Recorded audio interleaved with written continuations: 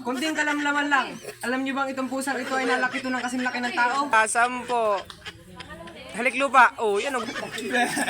Ngayong araw nga pala guys, isamahan nyo nga pala ulit kami dito sa lugar ng Santa Elena at mayroon nga pala kami ngayong pupuntahan ngayong araw ng linggo at medyo maulan-ulan nga dito sa amin. Ito nga guys, hinihintay lang namin kasama at yung parang kasama ko ay parang malungkot na at kaganina pa nga yan tulala.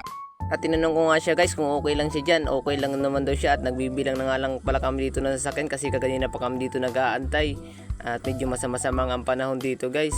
Kung makikita nyo nga pala guys, ang kalangitan napakadilim nga pala at mukha nga may malakas pang paulan. At maya-maya nga guys ay nagutay-utay na silang magdatingan dito yung aming mga kasama at kaganina pa nga pala kami dito nag-aantay. Pangit. At mukha nga guys mga tinatamad pa yung aming mga kasama dahil malungkot pa oh. Mga mukhang pinagsakluban ng langit at lupa to guys. Pero okay pa naman yan guys, ayos pa naman yan guys kausap at mamaya nga guys ay dumating na isa namin kasama at nakapayong-payong pa nga at ayaw daw niyang mabasa. Magsulod daw kaming mabasa. At maya nga guys ay dumating pa si Freddy Aguilar guys, si Freddy Aguilar nga pala yan. At nung nakumpleto na nga pala kami, agad-agad na nga pala kami sumakay sa aming motor at dire-diretso na nga pala kami umalis.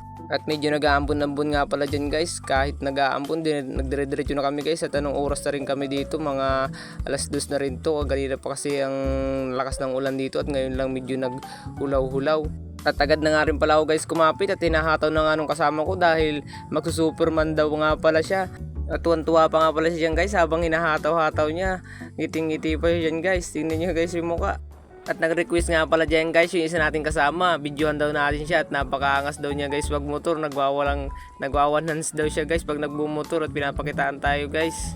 At ito nga pala guys yung mga kasama ko, mga tuwang-tuwa nga pala yan dahil ngayon lang daw sila nakalaya o nakagala pala guys, ngayon lang daw sila nakagala. Ito nyo guys yung mga posisyon ng mga kasama ko guys, parang magbabangkayan lang guys, para bagang may bangkayan ba na huling lamay na guys. Tinan nyo guys ang mga kasama ko, talay-talay sa likod, hindi sila naghihiwalay dyan.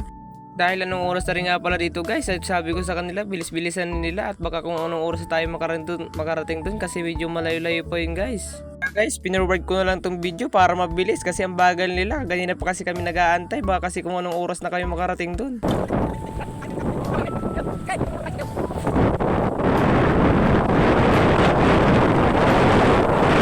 At mamaya-maya nga guys, nakarating na nga pala tayo dito sa medyo masukal guys sa daan. Sabi ko sa inyo, pag pinurward, mabilis ang video guys. Kaya pinurward ko kasi mabagal nila at naiwanan na nga pala natin sila guys.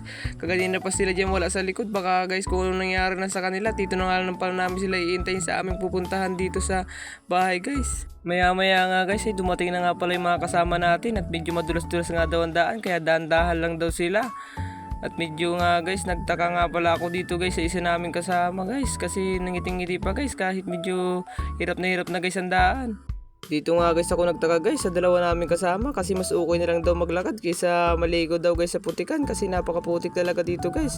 Pero okay lang guys kasi tuwang-tuwa naman siya guys, mukha naman siya nag-i-enjoy sa ginagawa niya. Ito na nga pala guys yung mga kasama ko guys, okay lang daw pala sila dyan guys. At wala nga pala kami dito guys naabutan na tao guys at hindi nga pala namin naabutan yung pupuntahan namin dito at pumunta nga raw pala guys sa bilyaran guys. At ito nga na lang mga naabutan namin yung mga gulay dito. Para nga pala guys, hindi masayang ang punta namin dito. Nagdiretso na nga lang pala kami dito guys. Sa malapit lang naman yung dagat dito guys. Nagdiretso kami dito sa dagat at naganap nga pala kami dito guys ng sirena guys. Pero wala pala sirena dito sa lugar na ito guys. Sabi mayroon ditong sirena. Nga guys, wala pa kami guys magawa at hindi pa nga mga pagod yung kasama ko nagpapayabangan pa nga sila dyan guys. Kaya daw niya guys mag 100 push up guys. At pinapakitaan nga pala tayo dito. Hinahalik-halikan niya guys yung lupa guys. Tinanong ko dyan siya guys kung anong lasa ng lupa guys. Matamis-tamis doon na medyo maalat-alat. Nga guys, wala kayong mapuntahan guys. Pumunta lang kami dito sa bahay ng isa namin kasama guys para makikape kasi kaganyan pa rin kami guys nilalamig at kaganyan pa kami basa guys at kaganyan pa nga pala dito nag-aambon guys. Kahit nag-aambon guys ay dire-diretso kasi kami. At kinapalan na nga pala namin dito guys ang aming mukha guys at dire-diretso na nga pala kami dito pumasok sa kusina nila guys at umupo nga pala agad kami kasi gutom na rin kasi kami. Gusto na rin namin kasi magkape kasi medyo malamig-lamig na rin guys kasi kaganyan pa nga dito guys nag-uulan guys. At bago nga pala kami dito guys magkape, binigyan ko muna sila guys ng kunting kalamlaman guys. Hello guys, konting kalamlaman lang. Alam niyo bang itong pusang ito ay nalaki to ng kasing laki ng tao? At ito ay bihira lang inaalagaan at bihira lang sa mundo. Hawakan, kagatin sa kamay mo Bihira lang sa mundo mga ganitong mga pusa. Mga imported yan. May buntot.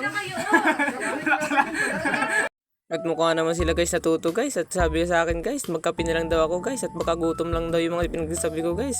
Kaya kinainan ko kagad guys ng tinapay guys at napakasarap guys. Isang subo lang guys. At may inaabot nga pala dyan sa akin guys at tikman ko nga rin daw pala. Pero sabi ko tama na, ayaw ko na, busog na ako. Dahil inabutan nga pala kami dito guys ng malakas na ulan guys ay nagkwento muna tong isa namin kasama guys na kinikwentuhan nga pala kami guys ng kwentong pambata guys. Kaya focus na focus guys yung mga kasama namin sa pakikinig kasi kwentong pambata guys kasi mahilig sila sa kwentong pambata. Nagtigil na ako dito, hindi ako nagdiretso. At hindi nga malayo pa, pero nagtigil na ako. Tapos yung isang single, ang ginawa namin nagtigil gumanon. Tapos tumigil doon sa unahan. Pag tigil doon sa unahan, sabi nung di pa yung biglang nainin na yun. Dribble swipe. Tuwa nga guys yung mga kasama ko guys kasi ang ganda daw guys ng kwento ng isa namin kasama guys kasi kwentong pambata guys kaya focus na focus guys yung mga nasa likod guys.